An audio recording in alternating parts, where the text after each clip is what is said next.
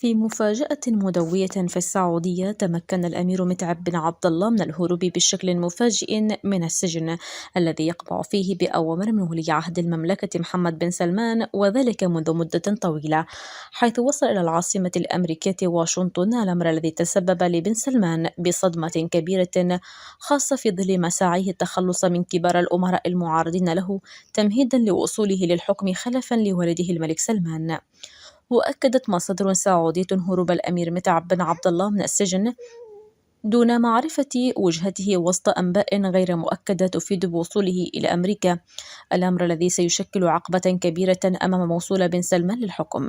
وأوضحت المصادر السعودية أن الأمير متعب تمكن من خلال علاقته بالحرس الوطني الذي كان مسؤولا عنه في السابق من الهروب من السجن، وذلك عبر تشكيل فريق سعودي خاص اقتحم السجن الذي يتواجد فيه الأمير وهربه لأمريكا، وذلك على إثر محاولة بن سلمان تصفيته باعتباره من أكثر الأمراء المنافسين له والذين رشحوا في السابق لتولي منصبه الحالي إبان وجود والده في الحكم. وشددت المصادر السعودية على أن بن سلمان بعث برسالة عاجلة يطالب فيها أمريكا بإعادة الأمير متعب وتسليمه للسلطات المختصة، معتبرة أن وجوده في واشنطن غير قانوني ويمكن أن يؤدي إلى خلاف كبير بين البلدين. هذا وكشفت مصادر سعودية عن تحرك مثير لأمراء سعوديين بتسريب فضائح ولي العهد محمد بن سلمان للصحافة الأجنبية سعيا لمراكمة الضغوط من أجل إسقاطه. وأكدت المصادر لسعود الأكس حقيقة ما نشر بشأن نقل حقيبة تتضمن معلومات وتسجيلات ومقتنيات عن سلسلة فضائح لولي العهد لإحدى الصحف الأمريكية الكبرى. وأوضحت المصادر أن الفضائح تشمل الضغط على الرئيس اليمني عبد ربه منصور هادي مؤخرا، وطريقة قتل عبد العزيز الفغم حارس الملك سلمان بن عبد العزيز، كما تشمل الفضائح حقائق جديدة عن جريمة قتل الصحفي المغدور خاشقجي عام 2018، وضع الأميرين محمد بن نايف وأحمد بن عبد العزيز المعتقلان بأوامر من ولي العهد، إضافة إلى العلاقات المشبوهة بين محمد بن سلمان وجاريد كوشنر صهر الرئيس الأمريكي السابق دونالد ترامب، ووضع تركي بن عبد الله أمير منطقة الرياض السابق.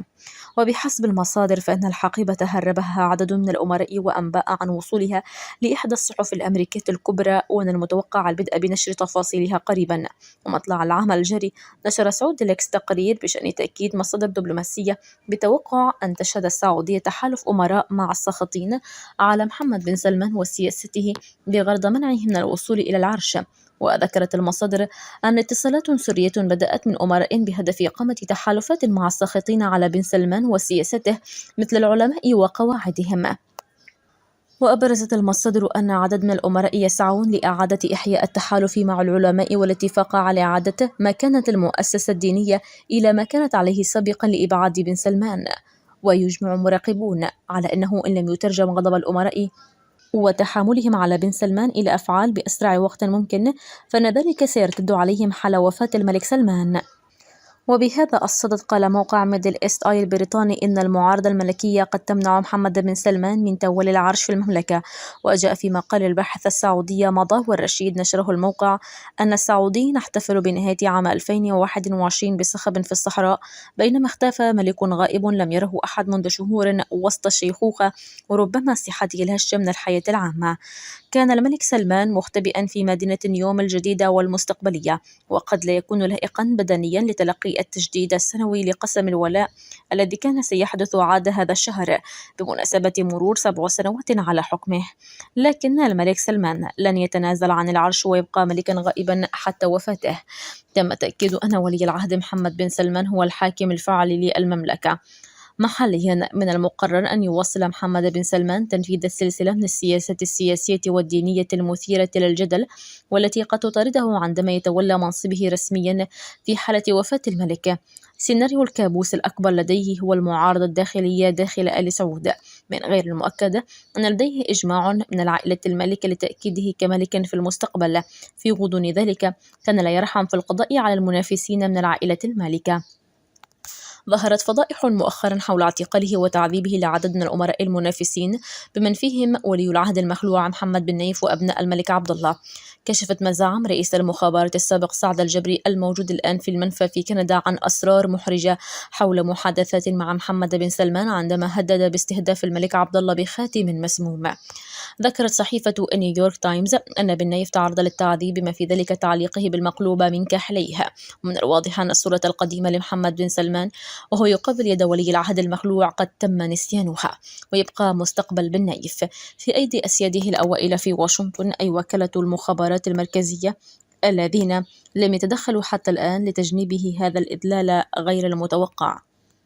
من الواضح أن محمد بن سلمان يريد موت غريمه بن نايف، لكن هذا لن يحل مشكلته الأكبر، حيث أن هناك أفراد من العائلة الملكة الساخطين الذين استاءوا من تهميشهم التام منذ عام 2015، وهم جميعا يظلون صامتين في الوقت الحالي خائفين على حياتهم.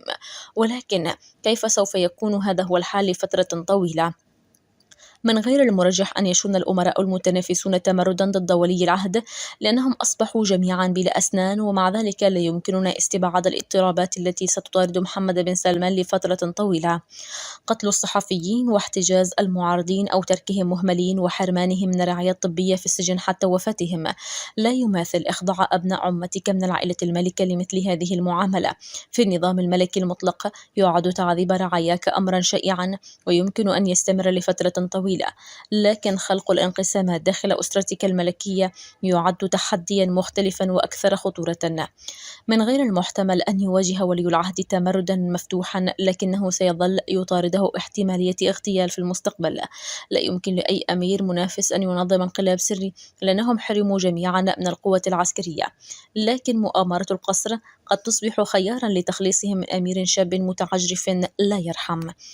إذا أصبح هذا ممكن، يمكن للأمراء المتنافسين بالتأكيد الاعتماد على جيش من الوهابيين المحبطين والغاضبين المتشددين الذين شاهدوا انهيار إمبراطوريتهم الدينية التي بنيت على مدى قرن من الزمان. كان الوهابيون المخلصون هم العمود الفقري لآل سعود الذين عهدوا إليهم بتدجين السكان العرب وتلقينهم عقائدهم في أكثر التقاليد الدينية الراديكالية وضمان طاعتهم للأمراء. في المقابل استفاد الوهابيون من معونة الدولة السخية والوظائف والامتيازات والهيبة، لقد كانوا حقا حراس العالم الحكماء الذين يجب طاعتهم من قبل السكان المترددين، وكانت أحكامهم مدعومة بالقوة العسكرية. عمل آل سعود والوهابيون معا كجوقة عزفوا على ألحان بعضهم البعض باسم خدمة الله والملك، لكن ليس بعد الآن. أصبحت المملكة مقبرة لرجال الدين على حد تعبير كتاب باسكال مونوري الأخير. بدأ محمد بن سلمان في تغيير هذه العلاقات التاريخية عندما شرع في مشروع للقضاء على الوهابيين من الحياة الدينية والعامة، واستبدل خطبهم وتهديداتهم بمعاقبة المخالفين بحفلات البوب والهتافات. إلى متى يمكن للوهابيين المفصولين أن يتحملوا رؤية مملكتهم الإلهية تغرق في الفجور المعروف تاريخيا بالفساد الغربي؟ ربما تكون عودة طالبان إلى كابول الصيف الماضي بعد عقدين من الاحتلال الأمريكي قد أعطت الأمل للوهابيين السعوديين المهينين. من المؤكد أن الوهابيون سيعودون بالانتقام وسيكون هناك دماء، لأن أحياء التعصب يأتي دائما كطوفان عنيف، لكن هذا سيعتمد على كيفية استجابة الشباب السعودي لإحباطاتهم بسبب نقص الوظائف والفرص الاقتصادية والتضخم المرتفع والمزيد من الضرائب والمصاعب المالية. إذا شعروا أنه ليس لديهم حصة في المملكة الجديدة فلن يخسروا شيئا بالتركيز على مرشديهم الوهابيين القدامى. قد ينجح محمد بن سلمان قريبا في أن يصبح ملك المستقبل، لكن هذا لن يأتي دون تحديات جدية. أن الطريقة التي يدير بها مختلف القوى التي استفزها وأذلها ستحدد ما إذا كانت خلافته ستؤدي إلى بزوغ فجر جديد أو مشاكل جديدة. هذا واستطاع الحاكم المتهور محمد بن سلمان فرض ذاته على كرسي الحكم بالقبضة الحديدية وملاحقة أفراد عائلته والاستيلاء على أموالهم وثرواتهم. وليس هذا فحسب، بل يزال يعتقل الأمراء البارزون والمرشحون لخلافة الملك، ويعد الأمير المعتقل أحمد بن عبد العزيز المرشح الأبرز مكانة لهذا المنصب. وهنا يطفو السؤال حول مصير الأسرة المستقبلي التي لديها خيارين لا ثالث لهما. الخيار الأول الإذعان والتسليم لحكم محمد بن سلمان، وعلى هذا الحكم والسنوات آثار ثقيلة عليهم كالاستيلاء على المزيد من ثرواتهم ومنع حركتهم والسفر خارج المملكة وأشكال أخرى من الإذلال. الخيار الثاني: التخلص من الحاكم المتهور بمختلف الطرق والوسائل، وهذا السيناريو لا يمكن أن يتم بعد اليوم دون عنف مفرط. الأسرة أو العائلة الحاكمة أمام خيارة صعبة، وجميعها سينعكس تأثيرها بشكل كبير على واقع ومستقبل المملكة الخليجية الأكبر التي قلص محمد بن سلمان مكانتها دوليا.